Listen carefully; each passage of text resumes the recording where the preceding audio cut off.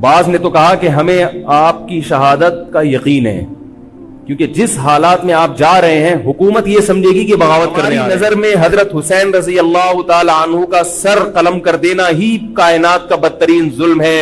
یہی ایسا ظلم ہے کہ جس پر جتنا غم کیا جائے کم ہے۔ غم منایا نہیں، غم کیا جائے۔ منانا الگ چیز ہے، غمزدہ ہونا الگ چیز ہے۔ حسین رضی اللہ تعالیٰ عنہ کا موقف یہ تھا کہ میں یزید جیسے آدمی کے ہاتھ پر بیعت کرنے کے لیے تیار، بولو بھائی، نہیں، میں نہیں بیعت کرتا اس کے ہاتھ، کیونکہ یزید کے بارے میں خبریں تھیں، بعض کہتے تھے شراب پیتا ہے۔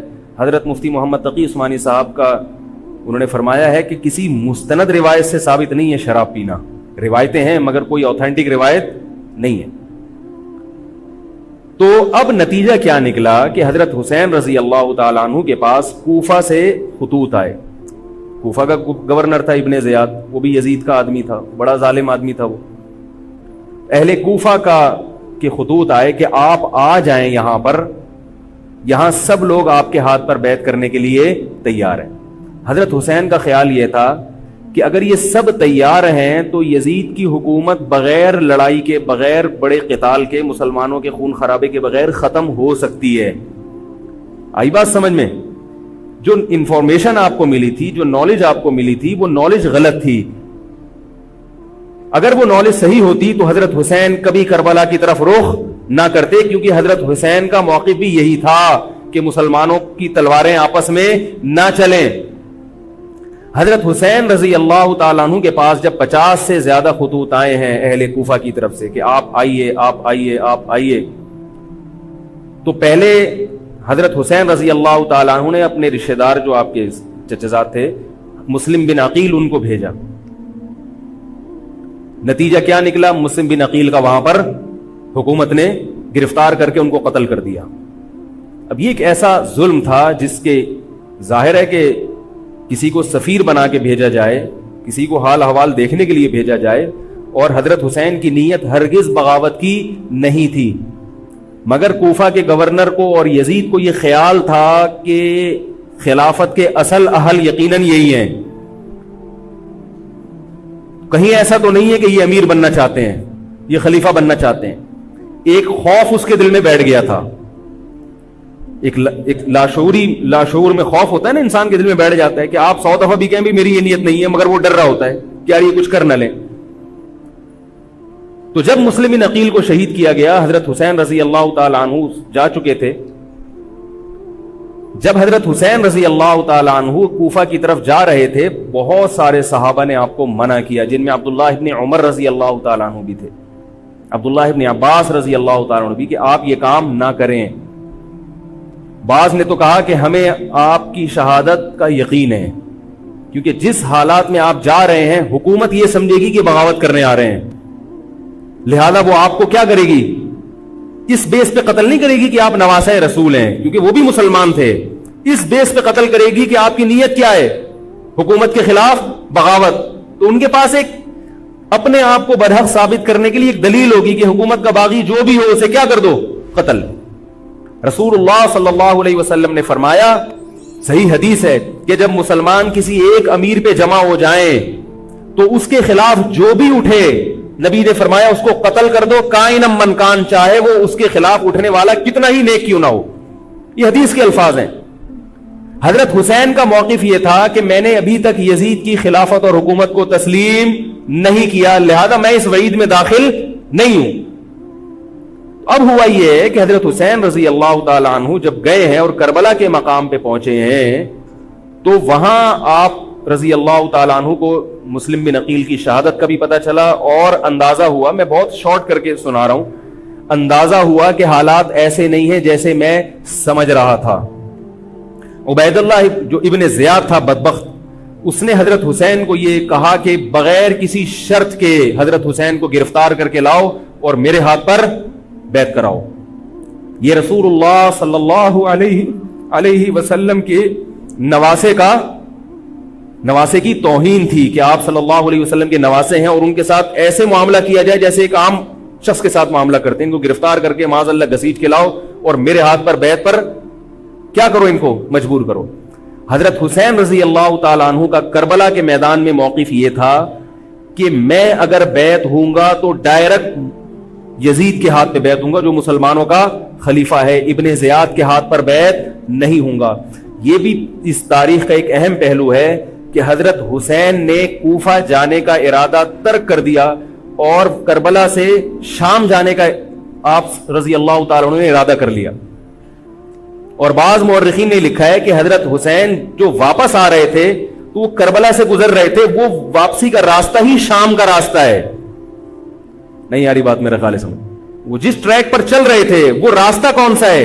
وہ شام کو جاتا ہے۔ یہ اس کی علامت ہے کہ آپ یزید سے ملاقات کے لیے، مذاکرات کے لیے تیار بولو بھائی ہو چکے تھے کہ میں خود براہ راست یزید سے مل کے حال احوال دیکھتا ہوں، اگر مجھے سمجھ میں آیا تو میں اس کے ہاتھ میں بیعت ہو جاؤں گا۔ حضرت حسین رضی اللہ تعالی عنہ کا مقصد حکومت کے خلاف تلوار اٹھانا بولو بھائی نہیں تھا، ورنہ وہ اس کے لیے تیار نہ ہوتے۔ مگر جو ابن زیاد تھا اس نے حضرت حسین رضی اللہ تعالی عنہ اور آپ کے ساتھ جتنے اہل بیت تھے ان پر ظلم یہ کیا اس بدبخت نے کہ اس نے انہیں شام جانے کا راستہ نہیں دیا اور اس میں اپنی توہین محسوس کی کہ میرے ہاتھ پر بیعت کیوں نہیں ہو رہے، اور لشکر بھیجا جس لشکر نے چاروں طرف سے حضرت حسین رضی اللہ تعالیٰ عنہ کو گھیرا۔ حضرت حسین نے کہا کہ میں عزت کی جو موت ہے اس کو ذلت کی زندگی پر ترجیح دیتا ہوں۔ کوئی بھی غیرت مند ہوتا تو اس وقت یہی کرتا کہ بھئی جب میں اپنے دعوے سے بھی دستبردار ہو گیا اور میں شام جانے کے لیے بھی تیار ہو گیا، اب میرا راستہ روکنے کی کیا حقیقت ہے؟ اللہ تعالی کوفہ کے گورنر کے ذریعے حضرت حسین کا قتل کروانا چاہتے تھے تاکہ اس کی بدبختی ساری دنیا کے سامنے ظاہر ہو جائے۔ اگر حضرت حسین پھر بھی تلوار چلاتے، پھر بھی لڑتے، تو حضرت حسین پر یہ الزام لگایا جا سکتا تھا کہ معاذ اللہ آپ باغیوں میں ہیں۔ تو اللہ تعالیٰ نے اپنے نبی کے نواسے کو اس الزام سے محفوظ رکھا اور آپ نے لڑائی کا ارادہ ترک کر دیا۔ حضرت حسین نے کربلا کے میدان میں جو لڑائی لڑی ہے وہ اقدامی لڑائی نہیں تھی، وہ دفاعی لڑائی تھی۔ دیکھو جب حکومت آپ کو گھیر لے چاروں طرف سے، آپ کہیں ٹھیک ہے بھائی میں لڑائی سے دستبردار ہوتا ہوں، مجھے میرے گھر جانے دو۔ حضرت حسین کا ایک مطالبہ یہ بھی تھا کہ یا تو مجھے واپس جانے دو مدینہ، میں جہاں سے آیا ہوں وہیں جا رہا ہوں واپس، مکہ جانے دو یا مدینہ جانے دو۔ ان کا ایک مطالبہ تھا کہ نہیں، ان کو گرفتار کر کے لاؤ اور زبردستی ہمارے ہاتھ پر بیعت کراؤ۔ یہ ظلم تھا۔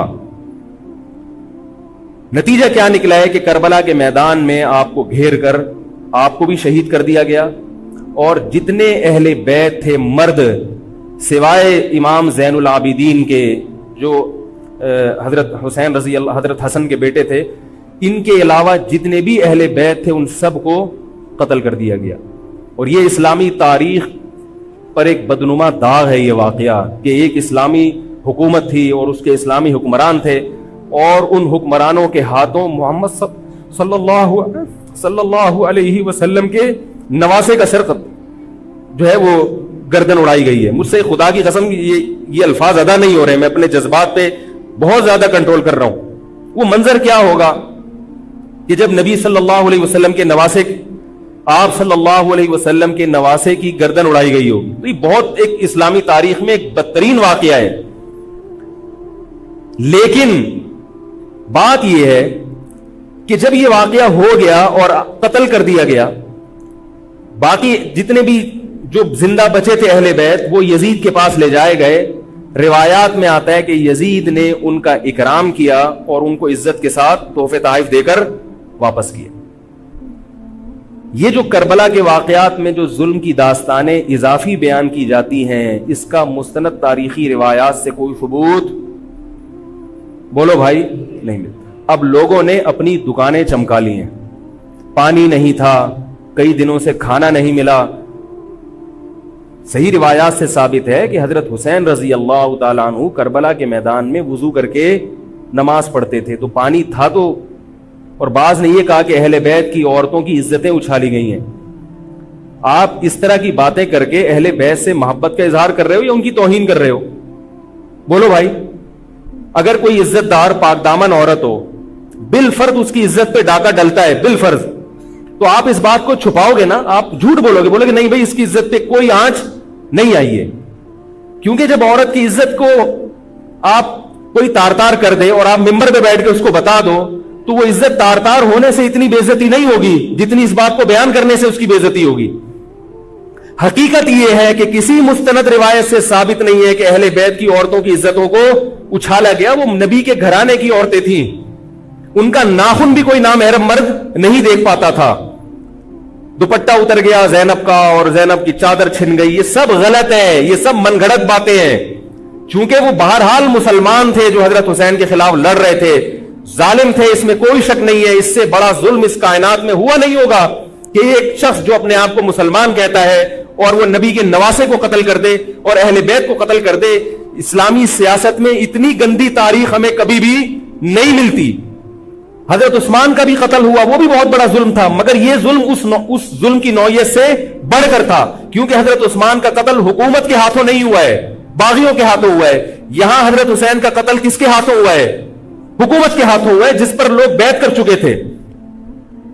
تو یہ اسلامی تاریخ میں ایک بہت بڑا بدنما داغ ہے, مگر اس کو بیان جس انداز سے کیا جاتا ہے اور جتنے قصے کہانیاں من گھڑت سنائے جاتے ہیں ان کا حقیقت سے تعلق نہیں ہے. ہماری نظر میں چاہے پانی بند کیا ہو یا نہیں کیا ہو, کھانا ملا ہو یا نہیں ملا ہو, ہماری نظر میں حضرت حسین رضی اللہ تعالی عنہ کا سر قلم کر دینا ہی کائنات کا بدترین ظلم ہے. یہی ایسا ظلم ہے کہ جس پر جتنا غم کیا جائے کم ہے. غم منایا نہیں, غم کیا جائے. منانا الگ چیز ہے, غمزدہ ہونا الگ چیز ہے.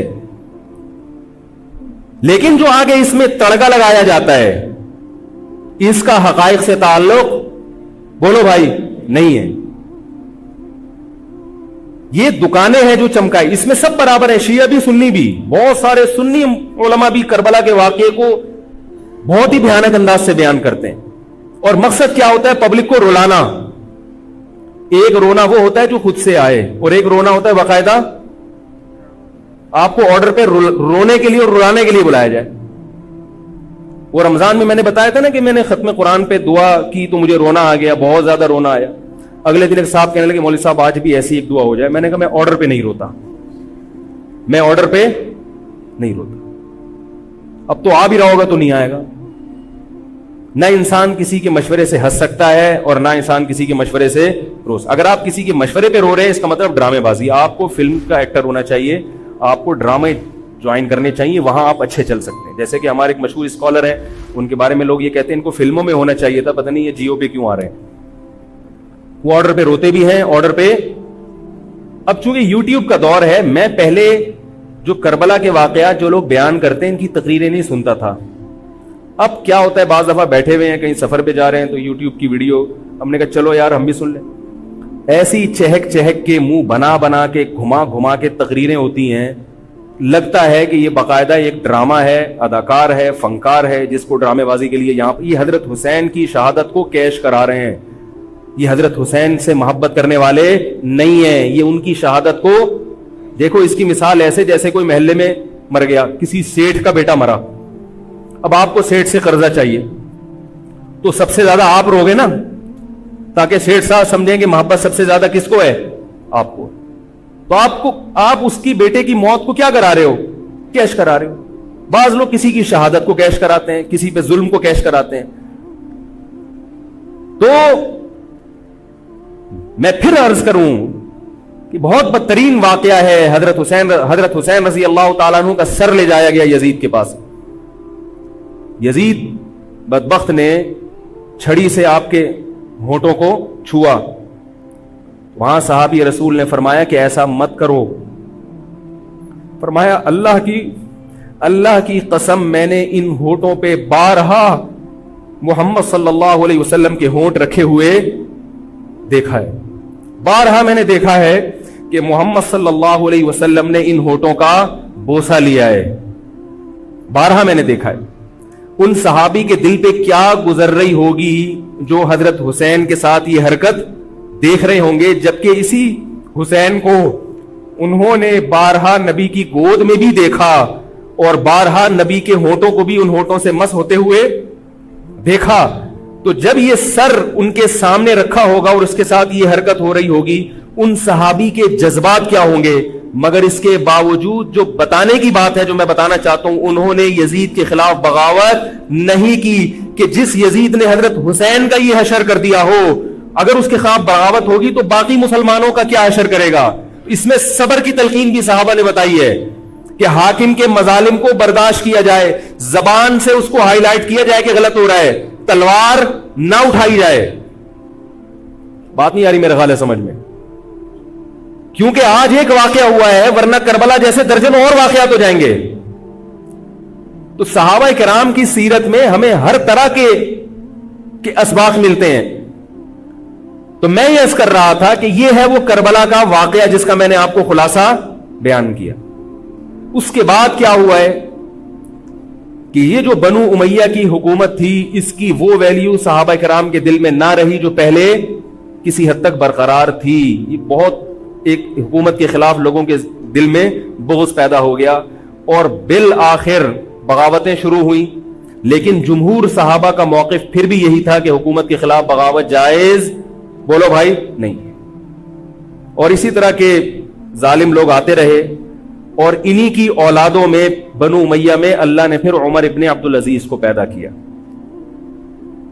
عمر ابن عبدالعزیز بھی انہی ظالم لوگوں کی اولاد تھے، مگر اسلام چونکہ قیامت تک رہنے کے لیے آیا ہے تو اللہ کو اپنا دین محبوب ہے، اللہ غیب سے انتظام کرتے ہیں۔ عمر ابن عبدالعزیز جیسے ہی حکومت میں آئے ہیں، خلیفہ بنے ہیں، آپ رضی اللہ تعالی عنہ نے وہ بنو امیہ کی جو جاہلانہ چیزیں تھیں ان سب کو ختم کر دیا۔ حکومتی ملکیت کو جو ذاتی خزانہ لوگ سمجھنا شروع کر دیا تھا اس کو ختم کیا۔ عمر بن عبدالعزیز کی ایک تاریخ ہے، ان کو 5واں خلیفہ راشد کہا جاتا ہے۔ علم حدیث کو مرتب کیا گیا، فقہ کو مرتب کیا گیا، حدیث کا علم ضائع ہو رہا تھا، آپ نے حکم دیا کہ اکتب ما کان من حدیث رسول اللہ صلی اللہ علیہ وسلم فإنی اخاف ضیاع العلم والعلماء، فرمایا مجھے علم اور علماء کے ضائع ہونے کا خطرہ ہے، محمد صلی اللہ علیہ وسلم کی حدیثوں کو ریٹن فارم میں لایا جائے۔ تو باقاعدہ پھر حدیث کو باقاعدہ جمع کیا گیا کتابوں کی شکل میں، اور آج ہمارے پاس وہ حدیث محفوظ ہیں۔